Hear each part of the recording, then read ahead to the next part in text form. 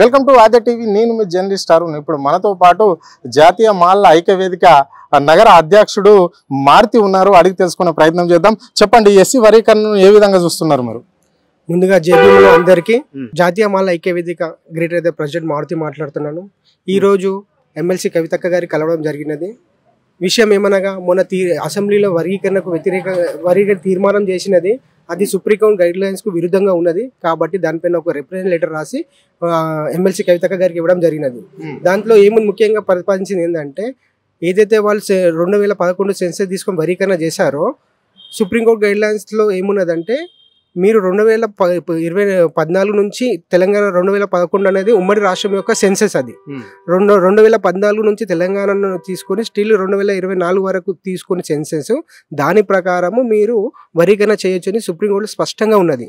దానిని వాళ్ళు పరిణామంలో తీసుకోకుండా 2011 సెన్సెస్ తీసుకొని 3 భాగాలుగా విభజించినారు. ఏబిసి ఎస్సీలకు మాదిగ కులాలకేమో 9%, మాలలకేమో 5%, రెల్లకు 1% ఇచ్చారు. అది పూర్తిగా చట్ట విరుద్ధం. అది ఎందుకు చట్ట విరుద్ధం అంటున్నా అంటే, ఏదైనా జనాభా ప్రాతిపదికన రిజర్వేషన్లు ఉండయి. రిజర్వేషన్లు అనేది సామాజిక వెనుకబడే తరగతులకు ఇచ్చిన రిజర్వేషన్లు అవి. కాబట్టి వాటి స్థితిగతులను వీళ్ళు తీసుకోలేరు పరిణామంలోకి. ఇక్కడ కమిషన్ కూడా వేయడం అనేది జరిగింది. ఈ వర్గీకరణ విషయంలోని సెమీ మక్తర్ కమిషన్ అని చెప్పేసి వేయడం జరిగింది. ఆ నివేదిక అంటే 3 స్టేట్లు విజిట్ చేసి ఈ నివేదిక ఇచ్చినాము, ఈ నివేదిక ఆధారంగానే ఇక్కడ ప్రభుత్వం నిర్ణయం తీసుకొని వర్గీకరణ చేయడం జరిగింది అని చెప్పేసి ప్రభుత్వం అంటుంది. దీన్ని ఎట్లా చూడాలి? ఈ కమిషన్ 3 రాష్ట్రాల్లో తిరిగినది. ముఖ్యమంత్రి వారులైన రేవంత్ రెడ్డి గారు అసెంబ్లీలో దీని గురించి చర్చించారు. చాలా సంతోషం. ఆ కమిటీ తిరిగినది పంజాబ్, హర్యానా, తమిళనాడు. అక్కడ ఏం జరిగినది, ఆ పంజాబ్లో కానీ హర్యానాలో కానీ తమిళనాడు రిజర్వేషన్ పెంచి వర్గీకరణ చేసినారు కాబట్టి సమర్థించినారు అక్కడ ఉన్న ప్రజలు. కానీ ఇక్కడ మాత్రం అది జరగలేదు. ఎందుకు జరగలేదు? కమిషన్ మీద తప్పుదోవ పట్టించింది ముఖ్యమంత్రి వర్లకు. కమిషన్ ఏమని చెప్పింది, అక్కడ రిజర్వేషన్ చేశారు కానీ పర్సంటేజ్ పెంచిన విషయాన్ని మాత్రం పరిగణలోకి తీసుకోలేరు వాళ్ళు. ఒకటి. రెండవది, కాంగ్రెస్ 2023 మేనిఫెస్టోలో 18% రిజర్వేషన్ పెంచి వర్గీకరణ చేస్తున్నారు. కానీ 18% పెంచకుండా ఉన్న 15%లోనే వర్గీకరణ చేశారు. కాబట్టి అది చాలా చట్టవిరుద్ధం. మరియు వాళ్ళు ఇచ్చిన మేనిఫెస్టో వాళ్ళకి కట్టుబడి లేరు. 18% రిజర్వేషన్ కానీ ఇస్తే 9% మాదిగ సోదరులకు పోయినా, 8% మాలలకు ఇచ్చినా, 1% రెల్లకి ఇచ్చినా మేము అందరం సంతోషంగా దీన్ని స్వాగతిస్తాము. కానీ ఇప్పుడు జరిగిన పరిణామాలు ఏంటంటే, వాళ్ళకి 9% మాకు 5% ఇవ్వడం వల్ల మాల సమాజం చాలా బాధలో ఉన్నది. ఇంకొక విషయం, ఏదో ఒక పర్సన్ని తీసుకొని తను ధనికంగా రాజకీయంగా ఎదుగుండు కాబట్టి అతన్ని తెచ్చి మొత్తం మాలల మీద దాన్ని చూపించడం ఎంతవరకు సంబంధం ఏమది? అట్లంటే మాదిగ సోదరులు లేరా? కడియం శ్రీయర్ లేరా?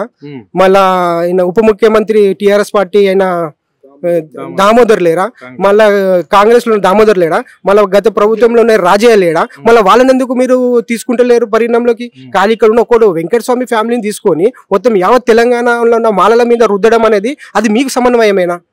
అంటే ఇక్కడ మాదిగలు అంటున్నారు అంటే, మా కరెక్ట్ ఈ రిజర్వేషన్ లో సరైన న్యాయం జరగలేదు, కేవలం మాలలకు మాత్రమే సరైన న్యాయం జరిగింది, మాకు అన్యాయమే జరిగింది. ఇంకా మాకు ఇంకో 11 అని చెప్పుకున్నాం, మేము 9 మాత్రమే మాకు ఇవ్వడం జరిగింది. ఈ 11 వచ్చే వరకు మేము పోరాటం చేస్తాం, ఆపేదే లేదు అని చెప్పేసి మా మాదిగ నేతలు స్పష్టంగా చెప్పడం జరుగుతుంది. దీన్ని ఎట్లా చూడాలి? 11% అంటే అది ఎక్కడ చట్టంలో ఎక్కడ లేదు. చట్టంలో లేని ఏమంటే ఎవరు తెస్తారు? భారత రాజ్యాంగంలో ఏదైతే పొందపరిచిందో దాన్ని అమలు చేయడమే రాజకీయ వ్యక్తుల యొక్క మినిస్టర్లు కానీ, ఎమ్మెల్యేలు కానీ, ముఖ్యమంత్రి కానీ, ప్రధానమంత్రికి చేయాల్సిన బాధ్యత ఆ రాజ్యాంగంలో లోబడే చేయాల్సింది తప్ప రాజ్యాంగాన్ని దాటిపోయే హక్కు వాళ్ళకి లేదు. ఒకటి. ఈ 11% అనేది ఏ రాష్ట్రంలో ఉంది రిజర్వేషన్? మధ్యప్రదేశ్లో ఉందా, కర్ణాటకలో ఉందా, పంజాబ్లో ఉందా, హిమాచల్లో ఉందా, ఢిల్లీలో ఉందా, ఉత్తరప్రదేశ్లో ఉందా? ఎక్కడ లేనిది ఇక్కడ ఎట్లా చేస్తారు? అంటే అక్కడ ఒక దేశానికి ఒకటే రాజ్యాంగం ఉన్నది, కానీ రాష్ట్రాలకు రాజ్యాంగం లేదు కదా. ఈ 11% ఏ రాష్ట్రంలో ఉన్నది? అంటే జ్ఞానంతోనే అడుగుతున్నారు, అజ్ఞానంతో అడుగుతున్నారు అనేది వాళ్ళ విధేయతగా వదిలేస్తున్నాం. ఏ కేటగిరీలో కొన్ని బి కేటగిరీకి సంబంధించిన వాళ్ళని చేర్చడం ఏంటి అని చెప్పేసి మాదిగలు ప్రశ్నిస్తున్నారు.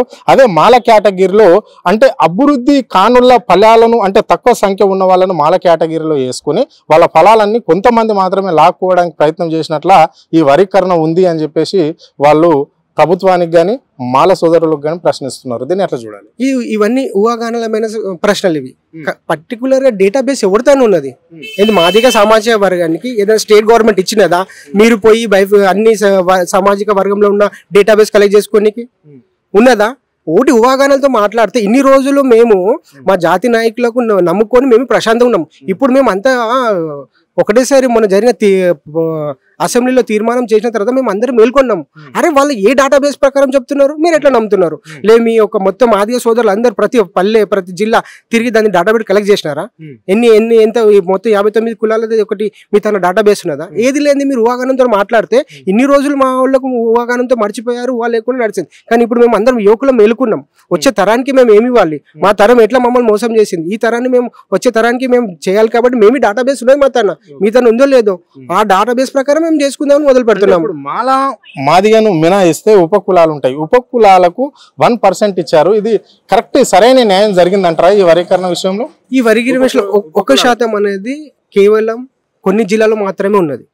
కాబట్టి దానికి ఆ రేషియోలో చాలా బాగుంది. ఇంకా భవిష్యత్తు కార్యాచరణ మాలలో ఎలా ఉందంటే 59 కులాలను కూర్చొని ఒక రౌండ్ టేబుల్ సమావేశం ఏర్పాటు చేయ ఆలోచనలో యువత ఉన్నది మాలది.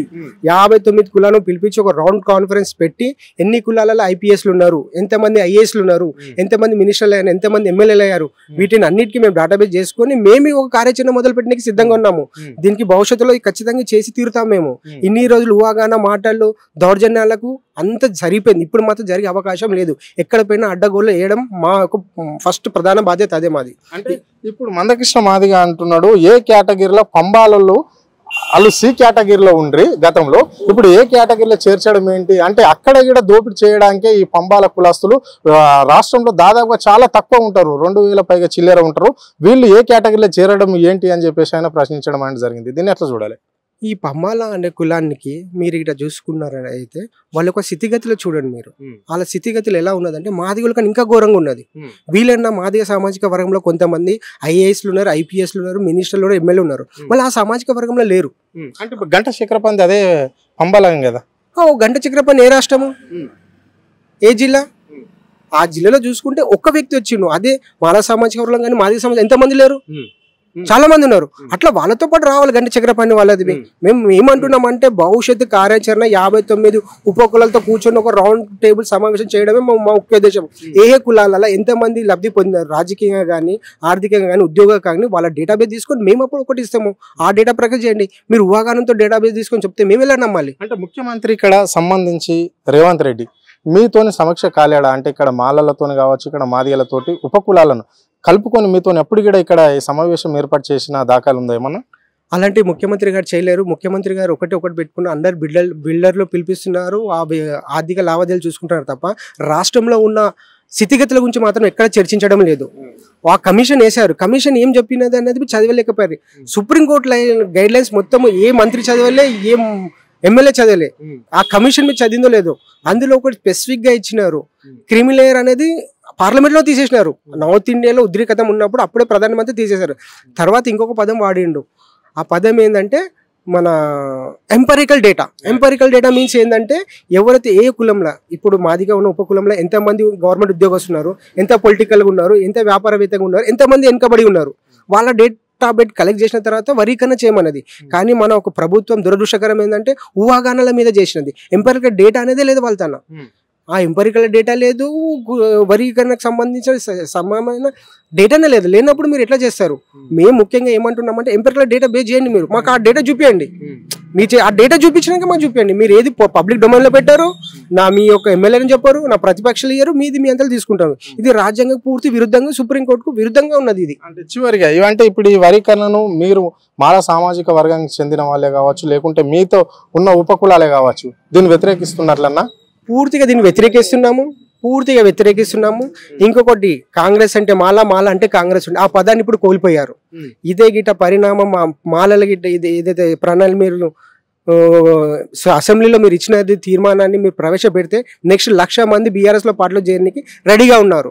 మాకు ఎట్లా మాలలను బీజేపీ పార్టీ దూరం చేసింది, ఇప్పుడు కాంగ్రెస్ పార్టీ దూరం చేసింది. మాకు మిగిలిందంటే మాకు కేసీఆర్ గారి. కాబట్టి మేము ఖచ్చితంగా 1,00,000 మందితోని ఇచ్చిన మొదటి వారంలో 1,00,000 మంది BRS పార్టీలు చేరడానికి సిద్ధంగా ఉన్నాము. ఇది పరిస్థితి. అంటే ఇచ్చిన ఎన్నికల మేనిఫెస్టోలో ఏదైతే పెట్టిందో ఎస్సీ రిజర్వేషన్ పెంపు చేస్తామన్న ఈ కాంగ్రెస్ పార్టీ చేయకుండానే వర్గీకరణ చేయడం ఏంటి అని చెప్పేసి మారుతి ప్రశ్నించడం అనేది జరిగింది. సో మాకు అన్యాయమే జరిగింది, అక్కడ మాలలకు జరిగింది, ఇక్కడ మాదిగలకు జరిగింది, ఉపకులాలకు ఎవరికి కూడా సాటిస్ఫాక్షన్గా లేరు ఈ రిజర్వేషన్ మీద అని చెప్పేసి ఆయన స్పష్టంగా చెప్పడం జరిగింది. అంటే మాకు అంటే షాట్ల తౌటు పెట్టి కొట్లాట పెట్టినట్లు ఉంది ముఖ్యమంత్రి తీరు అని చెప్పేసి ఆయన స్పష్టంగా చెప్పడం అనేది జరిగింది. ఇప్పుడు మేము కాంగ్రెస్ను మాలలు అంటేనే కాంగ్రెస్ అని ఒక ముద్ర పడ్డది, ఆ ముద్ర నుంచి మేము బయటికి రావాల్సిన అవసరం అయితే వస్తుంది. త్వరలో మేము బీఆర్ఎస్లో చేరబోతున్నాం అని చెప్పేసి ఆయన స్పష్టంగా చెప్పడం అనేది జరిగింది. ఏకంగా ఒక నాయకుడిని పట్టుకొని నిలదీయడం అనేది మాత్రము ఇది రాష్ట్ర ప్రభుత్వానికి తగదు అని చెప్పేసి ఆయన స్పష్టంగా చెప్పడం అనేది జరిగింది. ఇదే తీరుగా మళ్ళా ఇది రిజర్వేషన్ అమలు చేయాలి అంటే తిరిగి మళ్ళీ డాటా తెప్పించుకోవాలి అంటే ఎవరు కూడా చేయకుండానే ఏదో నామమాత్రపు కమిషన్ వేసి 3 రాష్ట్రాలు తిరిగి ఆ కమిషన్ ఆధారంగా తీసుకొని ఇవ్వడం ఏంటి అంటే మాలల జనసంఖ్య పెరిగింది అని చెప్పేసి ఆయన చెప్పడం అనేది అయితే జరిగింది. సో ఇదే రీతిగా నడిస్తే ఈ 18% రిజర్వేషన్ చేయకపోతే రాష్ట్ర ప్రభుత్వానికి మా 2 సామాజిక వర్గాలు మాల ఇటు మాదిగా ఉపకులాలను కలుపుకొని మాత్రం ప్రభుత్వం పైనకు దండయాత్ర చేయడానికి సిద్ధంగా ఉన్నామని చెప్పేసి ఆయన స్పష్టం చేయడం అనేది జరిగింది. కెమెరా పర్సన్ రఘుతో హరుణ్, ఆద్య టీవీ, హైదరాబాద్.